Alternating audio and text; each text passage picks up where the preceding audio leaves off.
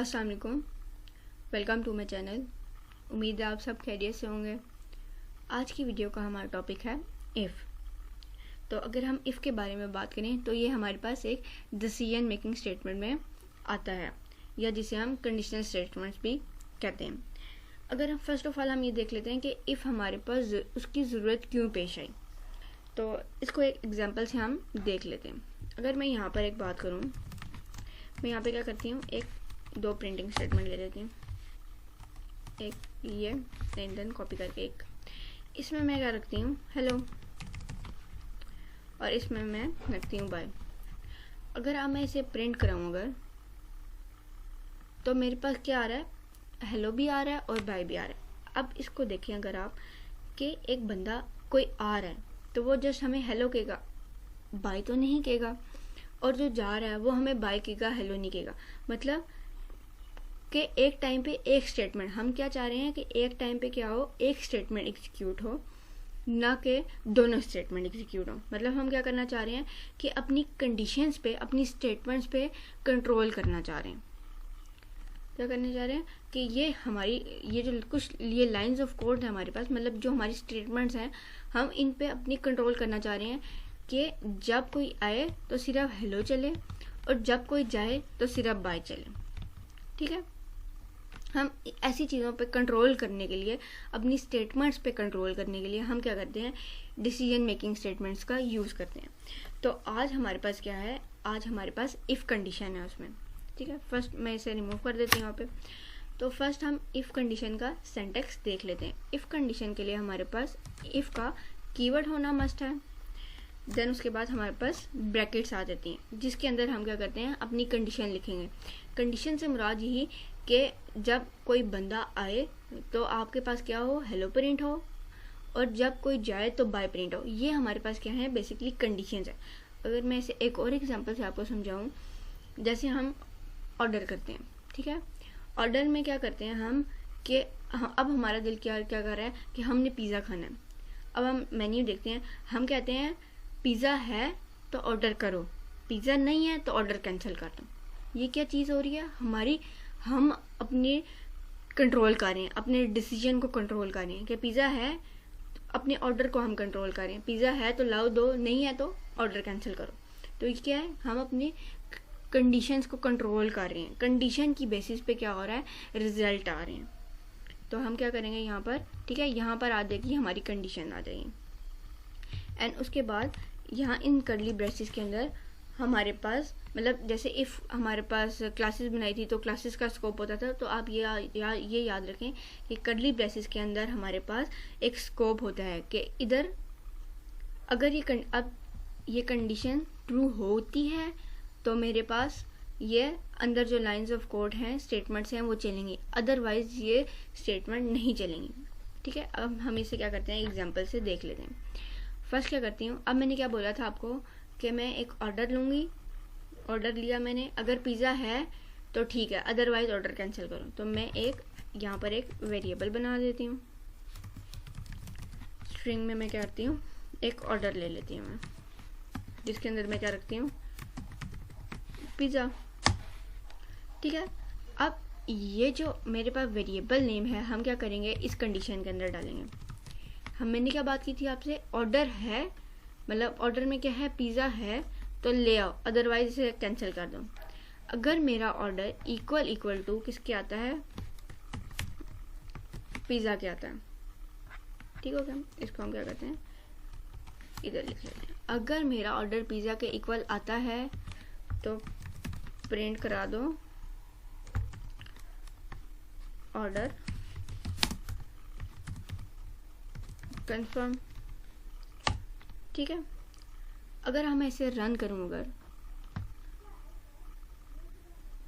तो क्या आ रहा है, ऑर्डर कंफर्म आ रहा है। क्यों, क्योंकि मेरे ऑर्डर में क्या पड़ा हुआ था, पिज़्ज़ा पड़ा हुआ था। तो जब ऑर्डर इक्वल आ गया पिज़्ज़ा के, तो उसने क्या किया, ऑर्डर कंफर्म कर दिया। अगर मैं यहाँ से इसके थोड़े स्पेलिंग चेंज करूँ, अगर अब मैं रन करूँ इसे, तो कुछ भी प्रिंट नहीं हो रहा। क्यों, अब वो यहाँ पर आया इफ़ कंडीशन में, उसने देखा ऑर्डर में जाके, ऑर्डर में तो पिज़्ज़ा पड़ा था, बट जब उसने इक्वल किया तो पिज़्ज़ा नहीं आया। तो यहाँ पर क्या हो गया, मेरे पास ये कंडीशन क्या होगी, फॉल्स होगी, तो वो outside the loop, outside the body आ गया। मतलब बॉडी क्या है इसकी, यहाँ करली ब्रेसेस के अंदर इसकी बॉडी है, तो ये बॉडी के बाहर आ गया। अगर मैं यहाँ पर एक लिखूँ, प्रिंट करा दूँ कैंसिल, तो अब हम इसकी आउटपुट अगेन चेक करते हैं। तो इसने मुझे क्या दिया, कैंसिल प्रिंट करके दिया।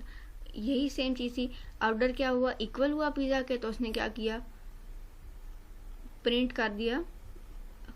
अगर इक्वल होगा तो वो प्रिंट करेगा ऑर्डर कंफर्म, अगर इक्वल नहीं था तो वो आउटसाइड द लूप आया, उसने सॉरी आउटसाइड द बॉडी आया, तो उसने क्या किया, प्रिंट कर दिया कैंसिल। अगर मैं इसे अब इक्वल करूँ, देखें, तो अब हमारे पास कैंसिल भी आ रहा है और ऑर्डर कंफर्म भी आ रहा है। ऑर्डर कंफर्म क्यों आ रहा है, क्योंकि इस ऑर्डर कैंसिल पे कोई कंडीशन अप्लाई नहीं हुई हुई।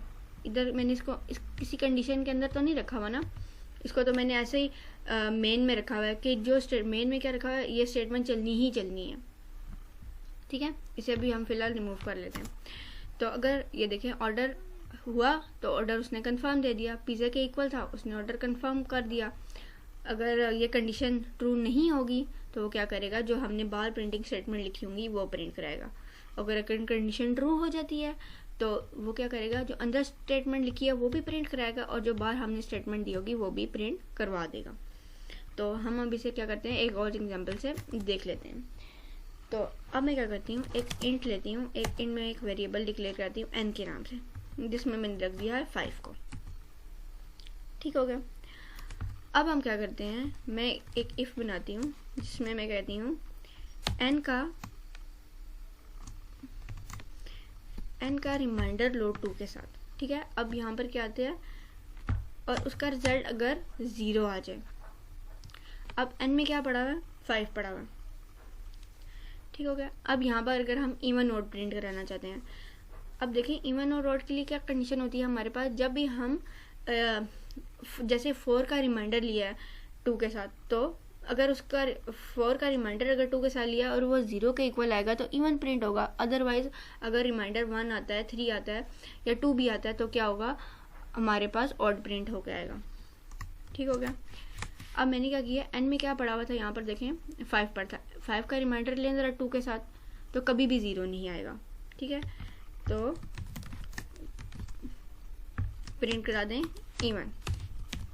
अगर मैं इसे अब रन करूँ तो कुछ भी प्रिंट नहीं होकर आएगा, हमारे पास एम्प्टी है। क्यों, क्योंकि जब उसने रिमाइंडर लिया तो हमारा रिमाइंडर 0 के इक्वल नहीं आया, तो ये क्या होगी, कंडीशन हमारे पास फॉल्स होगी, तो वो आउटसाइड द बॉडी आ गया। और यहाँ पर हमने कोई स्टेटमेंट नहीं दी हुई थी, तो इसने कुछ भी प्रिंट नहीं कराया, हमारी कंसोल पे कोई आउटपुट नहीं शो हुई। अगर मैं इसे 4 कर दूँ और अब मैं इसको अगर अगेन रन करूँ तो मेरे पास इवन प्रिंट हो गया। अब 4 का रिमाइंडर अगर हम लें 2 के साथ तो उसका रिजल्ट 0 ही आता है, तो उसने प्रिंट करके दे दिया इवन नंबर है। ठीक है, अगर हम एक हम ले लेते हैं x वेरिएबल, जिसमें मैंने रख लिया 10। इफ लगाते हैं। अब कंडीशन में हमने क्या करना है कि अगर हमने पॉजिटिव और नेगेटिव प्रिंट कराने हैं, जैसे कि मैं कहती हूँ ये जो मेरे पास x है अगर ग्रेटर देन 0 हो, ठीक है। अब देखें अगर लेस देन होगा 0 से तो मतलब नेगेटिव वैल्यू स्टार्ट हो जाती है, नेगेटिव वैल्यू स्टार्ट होती है ना। अब मैंने क्या कह दिया, अगर मेरा x ग्रेटर है 0 से तो प्रिंट कर दो। प्रिंट क्या करना है हमने, नंबर इज पॉजिटिव। अब 10 ग्रेटर है ना 0 से, लेस तो नहीं है, तो ये क्या हो जाएगी, हमारी कंडीशन ट्रू हो जाएगी।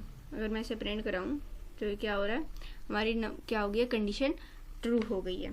तो उसने मुझे प्रिंट कर दिया नंबर इज पॉजिटिव। x क्या है, ग्रेटर है 0 से। अगर मैं यहाँ पे बात करूँ x लेस देन हो तो अब क्या होगा, हमारे पास कुछ भी प्रिंट नहीं होकर आएगा। क्यों, क्योंकि x 0 से 10 तो छोटा नहीं हो सकता कभी भी, 10 तो ऑलवेज बड़ा रहेगा। तो उसने क्या किया, मुझे कुछ भी प्रिंट करके नहीं दिया। तो उम्मीद है आपको ये इफ़ कंडीशन समझ आ गई होगी। तो मिलते हैं नेक्स्ट वीडियो में।